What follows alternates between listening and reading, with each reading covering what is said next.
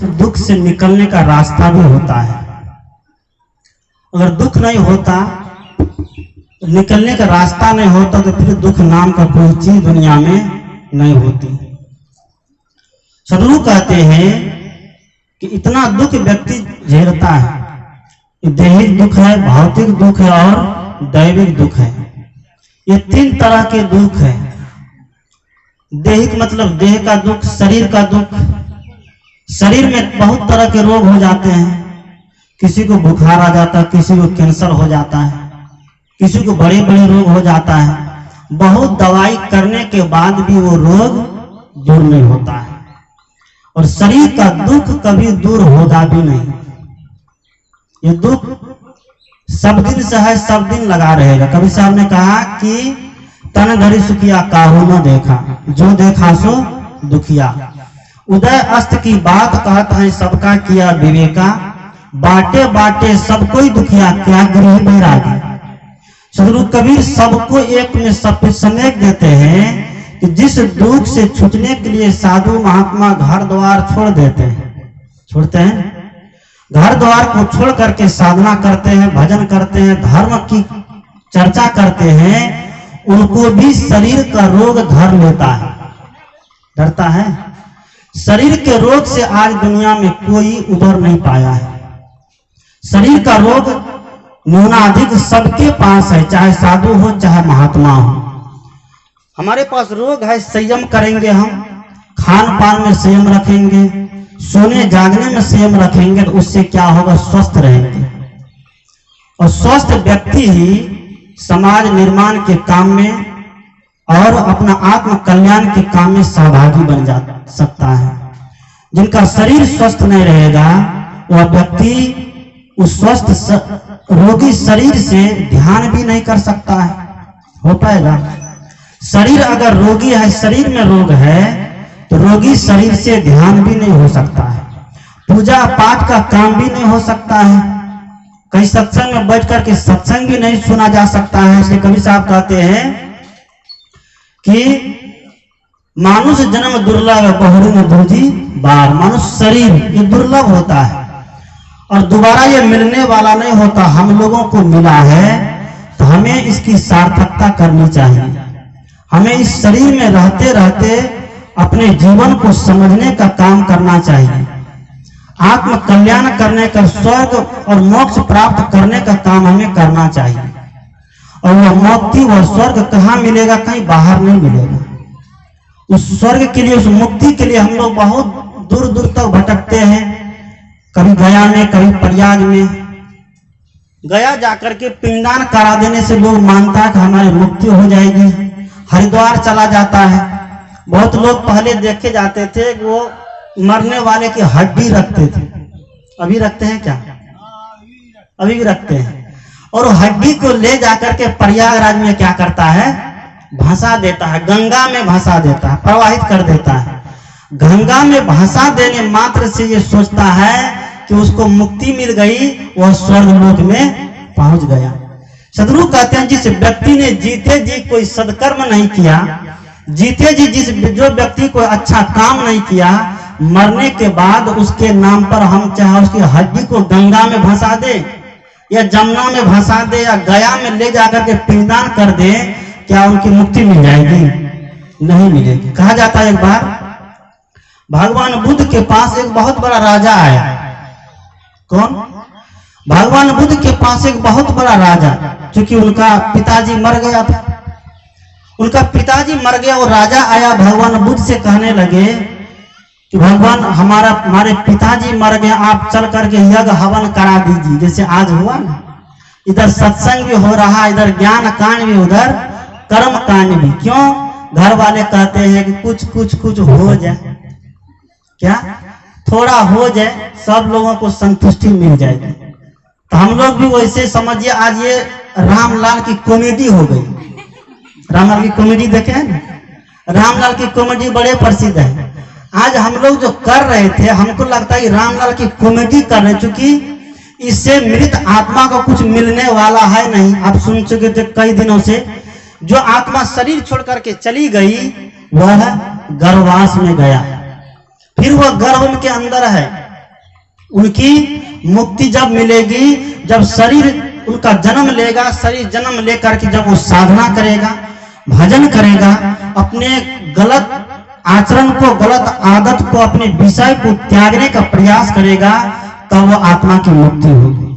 लेकिन यहाँ पंडित के द्वारा जो हम लोग बंधे हुए उसकी बात को घुमाते जा रहे हैं, और गरुड़ पुराण आके पंडित जी पढ़ा देता है, कहता है कि मुक्ति हो गई। तो उसी उधेड़बुल में वह राजा जी भगवान बुद्ध के पास पहुंच गए। भगवान बुद्ध सोचे अगर इसको तुरंत कह देते हैं कि इस सब से कुछ नहीं होने जाने वाला है, तब तुम्हें फिर इधर उधर भाग जाएगा। भगवान बुद्ध ने कहा कि ठीक है, तुम जुगाड़ करो, उसके लिए सारी यज्ञ सामग्री ले आओ, जितना कुछ होता है सब कुछ ले आओ, तेल ले आओ, जौ ले आओ, मिट्टी घड़ा ले आओ, प्रसाद ले आओ, कपड़ा ले आओ, नारियल ले आओ, अगरबत्ती ले आओ, सरर ले आओ, धूमन ले आओ, सब जितना सामग्री सब लिख दिया, लेकर आ गए। लाने के बाद कहा तुम्हारे पिताजी की जो है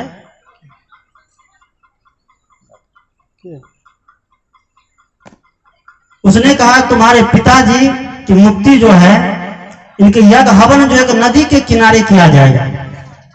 कहाँ किया जाएगा? एक नदी के किनारे, और एक 2 घड़ा ले आना, बड़ा बड़ा मिट्टी का घड़ा, 2 बड़े बड़े मिट्टी का घड़ा ले आना। उस घड़ा में एक घड़ा में कंकड़ भर देना और एक घड़ा में घी भर देना, दोनों ला करके वहां रखना। भगवान बुद्ध आए, राजा जी पूरे गांव में एकदम ढोल पीट दिया, पूरे राज्य में कि आज मेरे पिताजी की मुक्ति है, मेरे पिताजी को भगवान बुद्ध मुक्ति देने के लिए जा रहे हैं, आप राज्य के जितने लोग हैं सब लोग जमा हो जाइए। और राजा का आदेश हो गया तो कैसे नहीं जमा होगा? होगा कि नहीं? अगर राजा का आदेश का पालन नहीं होगा तो राज्य से निकाल दिया जाएगा। सब जमा हो गया नदी के तट पर, यज्ञ चालू हो गया, हवन चालू हो गया। यज्ञ हवन चालू जब हुआ तो उस बीच में कहता भगवान बुद्ध कहते हैं रुक जाओ, सबसे पहले एक घड़ा घी से भरा, एक घड़ा मिट्टी से भरा है, इसको ले जाके पहले नदी में डुबा दो। क्या करें? उसको ले जाकर सबसे पहले नदी में डुबा दो तो क्या होगा बताइए? मिट्टी का घड़ा है, एक में कंकड़ भरा है, एक में घी भरा है, तो घड़ा क्या होगा? डूब जाएगा। दोनों घड़ा डूब जाएगा? दोनों नहीं डूबेगा। घी वाला घड़ा नहीं डूबेगा, जो कंकड़ से भरा है वो घड़ा डूब जाएगा। क्यों? वो ठोस पदार्थ है, उसमें वजन होती है, वो डूब जाएगा। पत्थर को फेंकिए कितना भी पानी हो, वह जाकर के उसकी तलहटी में, समुद्र की तलहटी में जाकर के बैठ जाए गड़कते गड़कते। लेकिन जिस घड़े में घी भरा है वह घी क्या होगा? पानी पर तैरने लग जाएगा। तैरेगा कि नहीं? ये सब दृश्य को देख रहे हैं भगवान बुद्ध। राजा से कहा कि देखो, तुम भी देखो, हम भी देख रहे हैं, तुम भी देखो, इस दृश्य को गौर से देखो। सब लोग देख रहे हैं कि क्या हो रहा है। कहा घी तैर रहा है, और कंकड़ से जो भरा हुआ घड़ा था वो घड़ा जमीन के अंदर में जाकर के बैठ गया। उसने कहा कि यही सूत्र लागू होता है हमारे जीवन में। जो व्यक्ति अपने जीवन में जीवन भर पाप बटोरा है, कंकड़ रूपी पाप, काम क्रोध रूपी पाप को बटोरा है, जो जीवन भर चोरी बेईमानी बदमाशी में समय बिताया है, जो जीवन भर हत्या बलात्कार लूट खसोट में जीवन बिताया है, और मरने के बाद उसके नाम पर हम चाहे कितनों दिन का भंडारा कर दें, यज्ञ कर दें, हवन कर दें, क्या उनकी मुक्ति मिल जाएगी? नहीं मिलेगी। आज हमारे यहाँ खूब गाए जाते हैं स्वर्ग लोग चला गया। कहाँ चला गया? स्वर्ग चला गया। हमारे दर्शन शास्त्र में बड़े सुंदर शब्द है स्वर्ग। यहाँ चोर भी मरता है तो स्वर्गीय जाता है, बेईमान मरता है तो स्वर्गीय जाता है, कोई हजारों खरबों का घोटाला करके राजनेता मरता है तो वह भी स्वर्गीय जाता है। तो नरक में कौन जगह? बाबाजी लोग, क्योंकि बाबाजी लोग को ही नरक जाना पड़ेगा। बाबाजी लोग नरक में जाने के लिए तैयार है। क्यों? वहां खाली है। हम लोग सोचते हैं नरक जाना पड़ेगा तो वहां चल के एकदम आराम से पैर पसार के सोएंगे, कोई तो वहां है नहीं। यहाँ तो पापी भी स्वर्ग जा रहा है, पुण्यात्मा भी स्वर्ग जा रहा है, चोरी करने वाला भी स्वर्ग जा रहा है, मांस मछली सब अंडा शराब खाकर दारू पीकर सब खाता हम स्वर्ग जाएंगे। तो नरक लोग खा लिए तो वहां तो हम लोग आराम करेंगे कि नहीं? सदगुरु कहते हैं स्वर्ग और नरक एक शब्द है। व्यक्ति स्व में गमन स्वर्ग है और कुंठा रहित मन वैकुंठ। जैसे गुरु अभिलाष साहब कहते थे, जो व्यक्ति अपने आप में प्रवेश कर गया, जो व्यक्ति दुनिया के झंझटों को छोड़ करके, दुनिया के माया मोह को तोड़ करके, प्राणी पदार्थों की आसक्ति को तोड़ करके, पंच विषय की आसक्ति को त्याग करके अपने आप में स्थित हो गया, वह व्यक्ति अपने आप में स्वर्ग में है कि नहीं। और परिवार के लिए प्रेम, ये परिवार में रहने के लिए, समाज में रहने के लिए प्रेम की आवश्यकता है। ये भोज जो खिलाते हैं, खिलाइए, इसके लिए हम मनाही नहीं करते हैं। बहुत लोग कहते हैं भोज खिलाने से आना जाना हो जाता, ठीक है खिलाइए, हमारा खर्चा नहीं तो खर्चा आपका होता है। लेकिन इस भोज के नाम पर जो ये टंडघन चलता है, इस टंडघन को खत्म कर दीजिए। और मुझे लगता है कि आज के बाद शंकरपुर में ये टंडघन समाप्त हो भी जाएगा। जिस तरह से इस दरवाजे पर हुआ है, न कोई पंडित जी का न वेद मंत्र हुआ, न उसका पिंडदान हुआ, न खटिया दिया गया, न पलंग दिया गया, न रजाई, न तोशक, न छत्ता, न जूता। पंडित जी बड़ा पछताता हो, महात्मा लोग आकर के सब कुछ साफ कर गए। शुरू कहते हैं ये ज्ञान का मार्ग है, और ज्ञान जहां पर होता है, जिससे देखिए हवन करते हैं तो हवन में हम लोग सोहा सोहा करते हैं, सुहा कर रहे थे, और हवन में सोहा सोहा में सब कुछ को जला देते सदगुरु का। तो उसी तरह साधु महात्मा के ज्ञान और विवेक, ज्ञान रूपी अग्नि में अपने सारे मनोविकार को जलाइए और समाज के लिए प्रेम दीजिए। कबीर साहब ने कहा कि प्रेम न बाड़ी उपजे, प्रेम न हाट बिकाए, और राजा प्रजा यही रुचि शीश दिए ले जाए। आज समाज में प्रेम नहीं है, परिवार में प्रेम नहीं है, और साल में एक दिन पता नहीं 2 बार होता है करवा चौथ। कल करवा चौथ का व्रत खूब चला, पति पत्नी के बीच होता है। पत्नी करवा चौथ करती है तो पति सोचता है कि हमारी उम्र लंबी हो जाएगी, पत्नी पति का उम्र करवा चौथ कर लेगी, पत्नी तो पति का उम्र लंबा नहीं हो जाएगी, बल्कि पत्नी चुप रहे, मौन को धारण कर ले। भोजन जब देती है तो भोजन देने के बाद रोटी के साथ खिचखिच न देते हैं। बहुत माताएं होती है, खाली परस करके दे देगी और वह उसके सामने सुबह से शाम तक खिचखिच चालू कर देगी। आज मेरे साथ ये हुआ, आज मेरे साथ वो हुआ।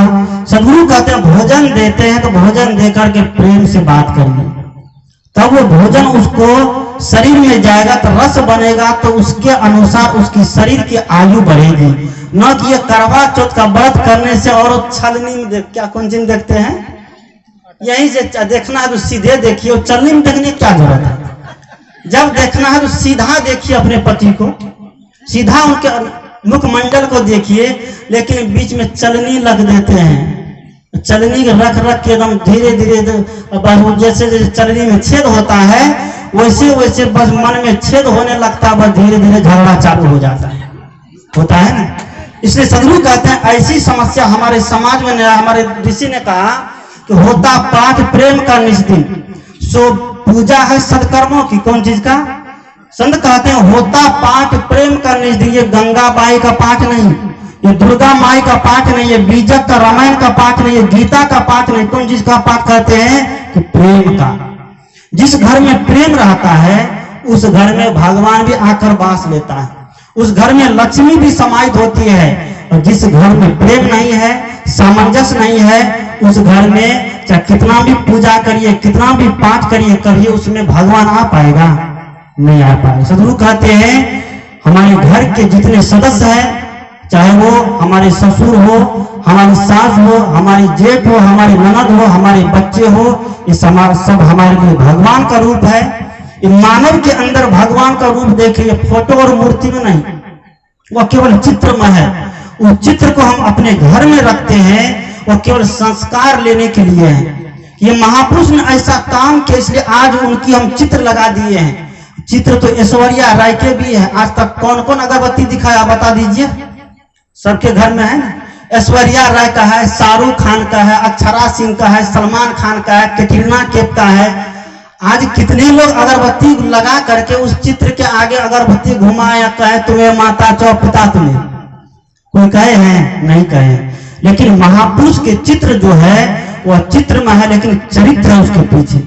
उनके चरित्रों को हम अपने जीवन में धारण करें, और 3 दिन तक जो साधु महात्मा आप लोगों को उपदेश दिए हैं, उन उपदेशों को जीवन में धारण करें कि प्रेम जीवन में सब कुछ है। प्रेम नहीं दुनिया में कुछ भी नहीं है। समाज में प्रेम हो, परिवार में प्रेम हो, और साथ में घर में भी प्रेम हो। जिस घर में हम 33 करोड़ देवी देवता का फोटो लगा कर रखते हैं, आज उस घर से देखते हैं कि माता पिता वृद्धाश्रम जा रहे हैं। जाते हैं कि नहीं? गांव समाज की बात तो ठीक है, देहात की, लेकिन शहर में जाकर देखिए। शहर में दुल्हन कहेगी इंजीनियर साहब से कि ऐसा मकान बनाइएगा जिसमें एक भगवान का भी घर होना चाहिए। इसका घर भगवान का भी घर होना चाहिए। उस भगवान का घर में कहीं दुर्गा है, कहीं काली है, कहीं भवानी है, कहीं गहिल है, कहीं बन्नी है, कहीं ओझा है, कहीं सोखा है, कहीं तंतरिया है, मंतरिया है। सबके फोटो लगा के रख दिए हैं और उसमें सुबह शाम बैठ करके खूब पूजा होती है, खूब अर्चना होती है। लेकिन उस घर से माता पिता को निकाल करके वृद्धा आश्रम में भेज दिया गया। क्या ये पूजा है? क्या ये पाठ है? ये पूजा नहीं, ये भोग है। और जो लोग जितने बेईमान होता है वो भगवान का नाम उतना ही ज्यादा लेता है। बेईमान आदमी ही आज मंदिर की जगह घंटी डोलाते रहता है, मंदिर में आरती घुमाते रहता है। लेकिन जिस व्यक्ति का कर्म पवित्र हो गया है, इसलिए कहा गया है कि कर्म तुम्हारे अच्छे हैं तो किस्मत तेरी दासी है, धर्म तुम्हारे अच्छे हैं तो घर में मथुरा काशी है। कर्म धर्म दोनों बिगड़े तो गले में यम की फांसी है, और कर्म धर्म दोनों सुधरे तो जीव रहा अविनाशी है। सदगुरु कहते हैं सबको प्रेम देते हुए और गांव में समाज में प्रेम लेते हुए अपने जीवन को बिताइए। ये स्वर्ग ये नरक मानव जीवन में ही, शरीर में ही है। गोस्वामी तुलसीदास ने कहा कि साधन धाम मोक्ष कर द्वारा पाए न जेहि परलोक सवारा। साधन का धाम मोक्ष का दरवाजा क्या है? ये मनुष्य का शरीर है। तो हमें चाहिए कि इस मनुष्य के शरीर में रह करके ध्यान का साधन लेकर के, गुरु के ज्ञान की युक्ति का साधन लेकर के हम बैठ नित एकांत में निरखे प्रवृत्ति विलास को दृष्टा में चेतन भिन्न ऐसा यत्न करना चाहिए। आप सुबह शाम समय निकालिए, बैठिए साधना में, और साधना में जब बैठेंगे तब आत्मा और शरीर का भेद मालूम होगा कि शरीर क्या है और आत्मा क्या है। शरीर अलग है और आत्मा अलग है। ये शरीर आत्मा शरीर को छोड़ देने के बाद, जिसको जीव भी कहते हैं, वो अपने कर्मों के अनुसार गति करने लग जाती है। और जो अपने सारे विषय बंधन को समाप्त कर दिया फिर वो शरीर में नहीं आता है। महर्षि मेही जी ने भी कहा कि आवागमन सम दुख दूजा है जगत में नहीं। और इसके निवारण के लिए क्या करना चाहिए? दुर्गा माई का कि काली माई का कि भवानी माई का? ये सब नहीं, क्या गुरु भक्ति करनी चाहिए। सदगुरु कहते हैं गुरु की शरण से हमें मुक्ति मिलेगी। इसलिए संत सदगुरु के आदेश को, उनके ज्ञान को, उनकी रहनी को अपने जीवन में धारण करें। इन्हीं शुभकामनाओं के साथ उस माता श्री के प्रति सत श्रद्धांजलि अर्पित करते हुए उनके पूरे परिवार को बहुत बहुत धन्यवाद देते हुए आप सभी लोग मेरी बातों को, इस मंच की बातों को 3 दिन तक बड़े लगन पूर्वक, बड़े ध्यान से, बड़े साहस पूर्वक बैठकर सुनते रहे। आप सभी श्रोता बंधुओं को संत सदगुरुदेव की ओर से यही मंगल कामना करता हूं कि यही श्रद्धा, यही प्रेम संतों के प्रति और सत्संग के प्रति बनी रहे, जिससे आपका जीवन कल्याण होते रहे। बस बोलिए सदगुरुदेव की जय। आइए